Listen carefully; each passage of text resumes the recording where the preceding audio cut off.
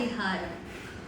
மாசரு பொன்னே வலம்புரி முத்தே, காசரு விரையே கரும்பே தேனே, அரும்பெறற் பாவாய் ஆருயிர் மருந்தே, பெருங்குடி வாணிகன் பெருமட மகளே, மலையடை பிறவா மணியே என்ஹோ, அலையடை பிறவா அமிர்தே என்ஹோ, யாழடை பிறவா இசையே என்ஹோ, தாளிருங்கூந்தல் தையாள் நின்னே.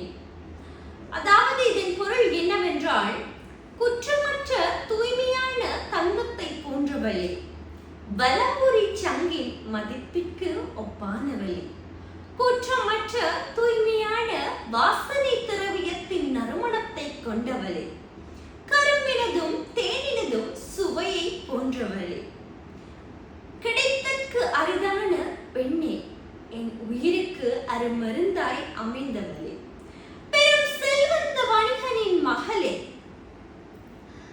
மலையில் பிறக்காத மணி என்று சொல்வேனோ, கடல் அலையில் பிறக்காத அமிர்தம் என்று சொல்வேனோ, உன் மொழிகள் யாழில் பிறக்காத இசை என்று சொல்வேனோ, உன் அழகிய தாழ்வான கூந்தல் அழகு. இவ்வாறு கண்ணகியின் அழகை பார்த்து கோவலன் ஈர மொழிகளால் வர்ணிப்பதே இப்பாடலாகும்.